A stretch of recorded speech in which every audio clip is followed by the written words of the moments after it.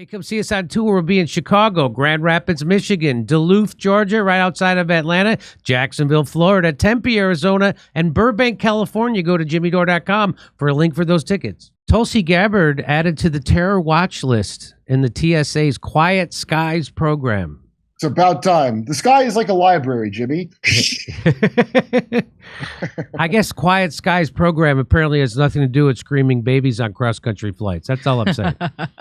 No, nothing whatsoever. So what happened was they've hated her. People, it was so inexplicable why the Democrats hated her so much. It was because she was running against Bernie, and she actually Kamala, and she took down Kamala.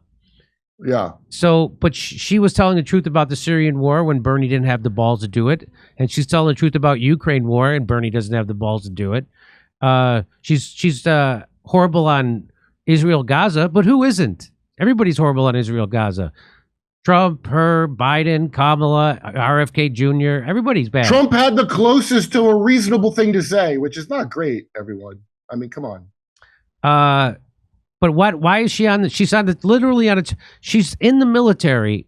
I think she's an officer still. Can you see if she's active? I think she is. I think she's still an active officer in the military, and they put her on the terror list.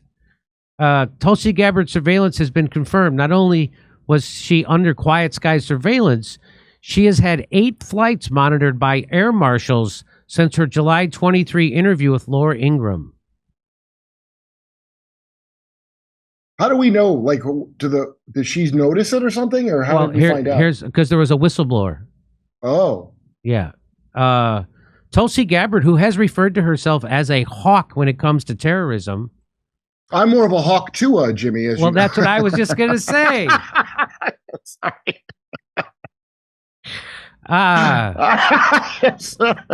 Yeah.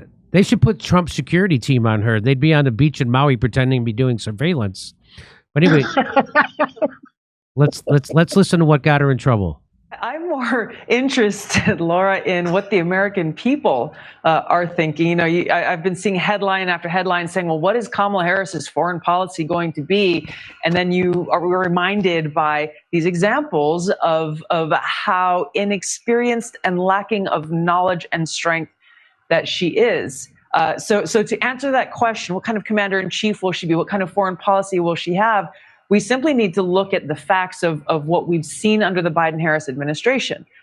They are not running our foreign policy. Our foreign policy decisions are being made by unelected people in the military-industrial complex who are profiting from us being in a constant state of war, and the national security state that has more power to undermine our freedoms and liberties when we are in a state of war. Kamala Harris does not have the strength to stand up to the military-industrial complex, the national security state. So she's going to continue being a figurehead just like Joe Biden has been. And this is, Laura, this is where the clear choice is in this election.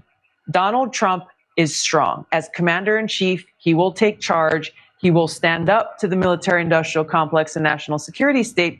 He will prevent us from getting into unnecessary wars and make decisions that actually serve the best interests of the American people and our own security. Well, we keep hearing about how great Kamala is, how historic she is, but then we ask people on the street about it, Tulsi. Watch. What would you say she has accomplished as vice president? Not a lot. Not a lot, to be quite honest with you.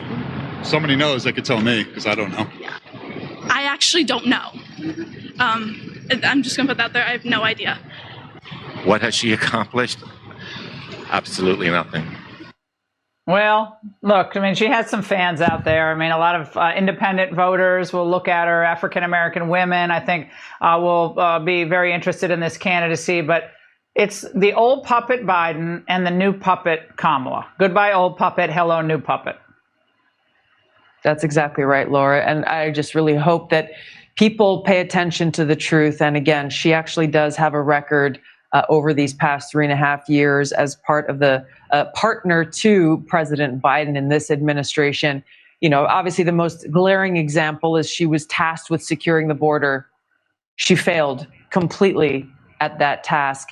And you look at every single example of what she could have done as vice president, and that she failed to do, failing to serve the interests of the American people, revealing yet again why we, the people, regardless of political party, we, the people, should not allow her to be in this position as president and commander-in-chief, one in which she is clearly incapable of filling and would be very dangerous in that position. So the next day they put her on that terror watch list after she did that.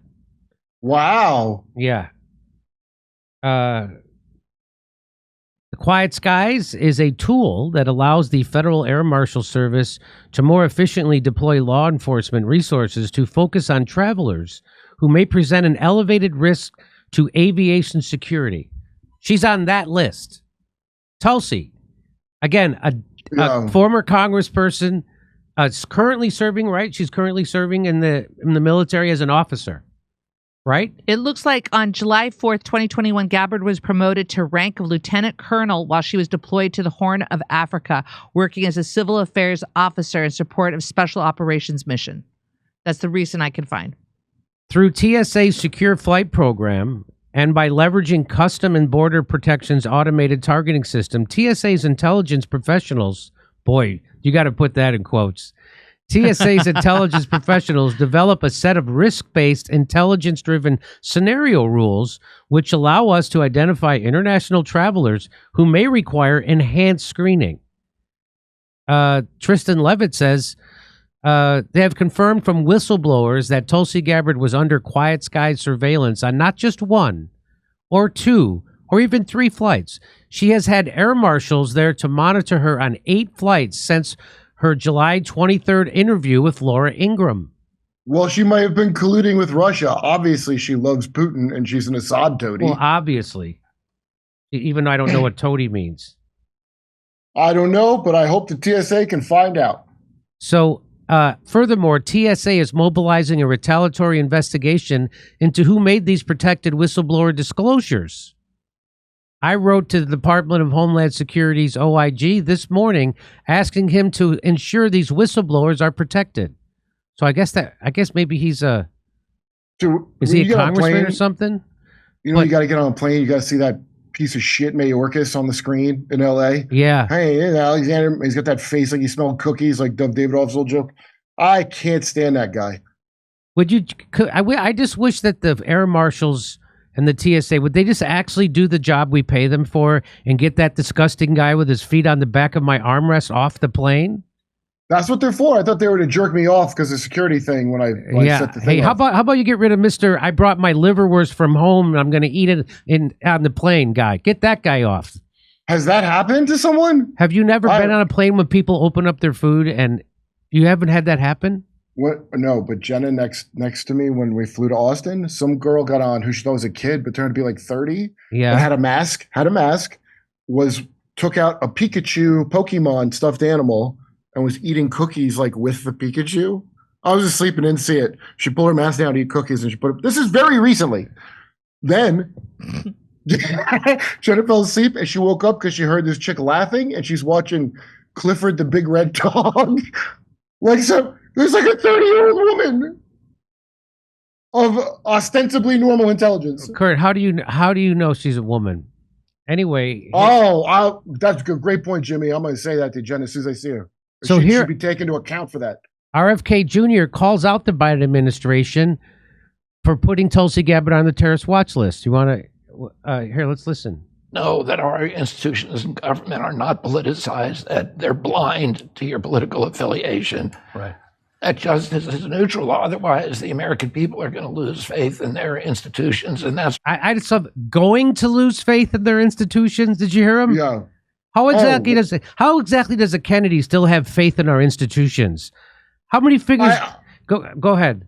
That's a very great question. Like, what are you like holding it back a little bit? I might lose faith in Israel next. So here he's got more to say. Really, what makes American democracy work? Yeah. So it's been alarming this year, and you and I talked. Yeah. Before I went on about what happened to Tulsi Gabbard this week. It was just extraordinary. And I don't see why there is not more outrage and indignation from every corner of our country. And you think that came from the White House to spy on Tulsi Gabbard? It clearly came from the White House, and it came the day after she criticized President Biden. She was put on a list called the Quiet Eyes list, which had air marshals. Whenever she walked through an airport, she was being surveilled. She was being followed. Her cell phone texts were being photographed so that they could see what she was saying. And this is the kind of thing they did in Soviet East stuff. Germany. Yeah, I mean, this is and Russia. And, Savak and Iran. It's not So there's RFK Jr. Kurt calling out the Biden administration for putting Tulsi Gabbard on the terrorist watch list, immediately placing himself on the terrorist watch list. That's what I think just happened there. Oh, he's on the we need to send a terrorist to go get him list, I bet. Yeah.